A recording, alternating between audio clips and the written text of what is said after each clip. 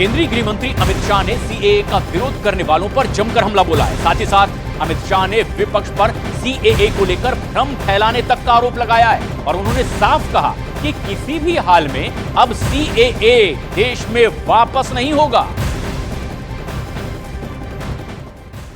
Anti Muslim कैसे है कि आप सिर्फ मुसलमानों को एक उसको आपने क्राइटेरिया बना दिया, ये मैं वो कह रहे हैं। क्राइटेरिया ये बना है कि जिस पर धार्मिक प्रताड़ना होती है इसको देंगे, और अगर वो मुसलमान और भारत के पुराने हिस्से से मुसलमानों पर इसलिए धार्मिक प्रताड़ना नहीं हो सकती कि तीनों देश घोषित इस्लामिक स्टेट।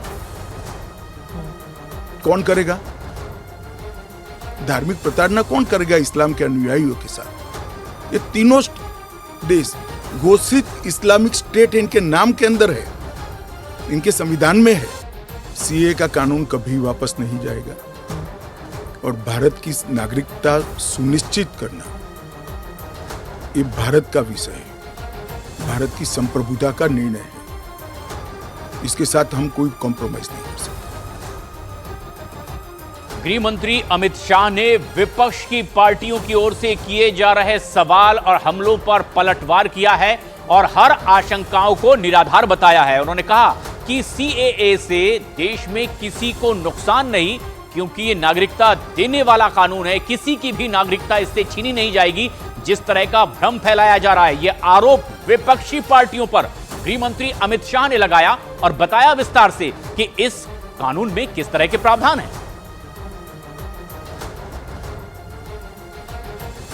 सीए लागू होने से पश्चिम बंगाल का मतुआ समुदाय भी बेहद खुश नजर आ रहा है। मतुआ समुदाय के लोगों का कहना है कि वो सीए का समर्थन करते हैं और इस कानून के लागू होने पर अपनी खुशी का भी उन्होंने इजहार किया गाते बजाते।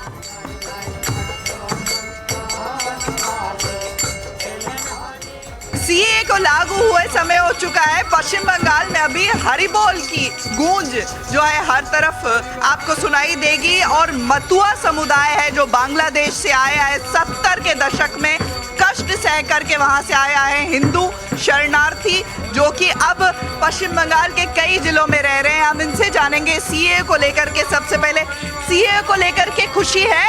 हम खुशी हैं। आप? खुशी आप बताइए। हाँ, हम बहुत खुशी है सीए के लेकर। सीए में हम लोग खुशी हो। सीए होता है तो अच्छा होता है। सीए होता है तो अच्छा होता है। आप बताइए। আমরা এতে সম্মতি আছে, আমরা সিএ হলে খুব শান্তি পাবো, আনন্দ পাবো। देखिए ये कह रहे हैं कि हम लोग सब बहुत खुश हैं।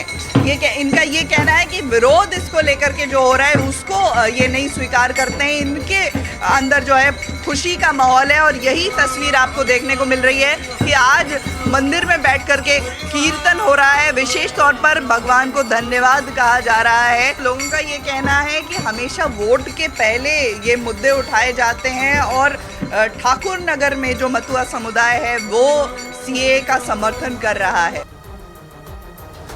वहीं केंद्रीय रक्षा मंत्री राजनाथ सिंह ने भी सीएए पर भ्रम की राजनीति करने वालों पर करारा वार किया है। उन्होंने कहा कि सीएए नागरिकता किसी की छीनने वाला कानून नहीं, बल्कि नागरिकता देने वाला कानून है।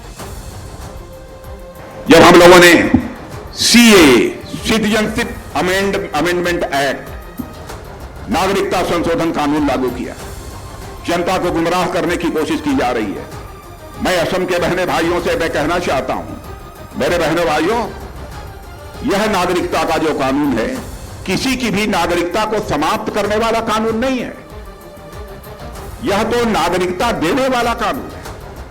चाहे पाकिस्तान हो, चाहे बांग्लादेश हो, चाहे अफगानिस्तान हो, जिनका वहां पर अपने देशों में धार्मिक उत्पीड़न हो रहा है, ऐसे ईसाई, सिख, पारसी, जैन, बौद्ध जो भी होंगे, हिंदू, जिनका कि इन तीनों देशों में धार्मिक उत्पीड़न हो रहा है, यदि वह भारत आकर भारत की नागरिकता लेना चाहते हैं तो इस कानून के अंतर्गत उन्हें भारत की नागरिकता मुहैया कराई जाएगी। किसी की नागरिकता समाप्त नहीं किया जाएगा। उधर केंद्रीय मंत्री ज्योतिरादित्य सिंधिया ने विपक्ष पर सीएए पर राजनीति करने का आरोप लगाया, तो उधर दूसरी तरफ टीएमसी ने सीएए को मुस्लिम विरोधी करार दिया है। हर एक भारतीय नागरिक को अपना पूर्ण प्राथमिकता मिले, हर एक भारत के नागरिक को अपनी पूर्ण नागरिकता का प्रमाण मिले। यही सोच और विचारधारा कि 140 करोड़ लोगों को अपनी पहचान मिले, इसी सोच और विचारधारा के साथ ये कानून प्रधानमंत्री और गृह मंत्री जी के द्वारा लाई गई। ये नागरिकता वाली बात बंगाल में नहीं चलेगी, क्योंकि बंगाल में जो रहते हैं सब कोई नागरिक है। किसी को दोबारा नागरिक बनाने का अधिकार नहीं। ये नागरिक हैं देश के संविधान अनुसार, जो पहले कानून था उसके अनुसार। ये जो अमेंडमेंट द्वारा जो सीए है, जो लोकसभा सामने चुनाव है, आप जो भारतवर्ष की जो समस्या है उसका समाधान नहीं है, तो आप सीए लेके आप एक नया खिलौना लेके खेल रहे हैं। केरला ने समर्थन किया, क्योंकि केरला भी ये बात समझती है। केरला ये समझती है कि उनके राज्य में भी सब जो लोग रहते हैं वो सब नागरिक हैं इस देश के, तो वो भी नहीं मानते।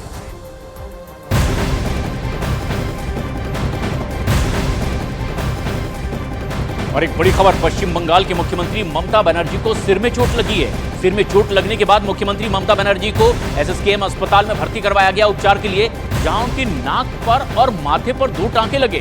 टीएमसी ने मुख्यमंत्री को चोट लगने की तस्वीर भी साझा की है, जिसमें उनके माथे से खून निकलता दिखाई दे रहा है। सीएम को ये चोट उनके कालीघाट वाले घर पर ही लगी है और इसके बाद उनके भतीजे अभिषेक बनर्जी ने उन्हें अस्पताल ले जाकर उनका उपचार करवाया। तृणमूल कांग्रेस ने ममता बनर्जी की चोट लगने की जानकारी दी और लोगों से उनके लिए दुआ करने के लिए कहा।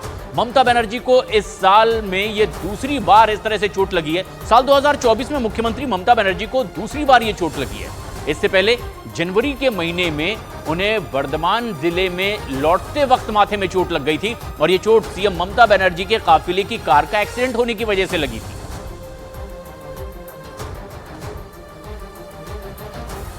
पश्चिम बंगाल की मुख्यमंत्री ममता बनर्जी इससे पहले भी चोटिल हुई, गंभीर रूप से घायल हो चुकी हैं। आपको बताते हैं कि कब कब उन्हें चोट पहले भी लगी है। दरअसल इसके पहले भी इस तरह की घटनाएं सामने आई है। ममता बनर्जी को चोट लगने की और फिर उसके बाद उनका उपचार भी किया गया।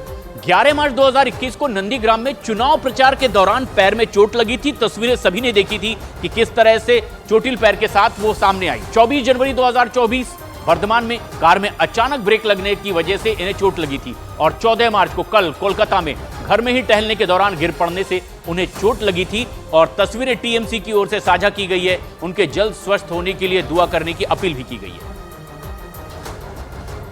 पश्चिम बंगाल के राज्यपाल सीवी आनंद बोस ने एसएसकेएम अस्पताल जाकर के सीएम ममता बनर्जी का हालचाल जाना है।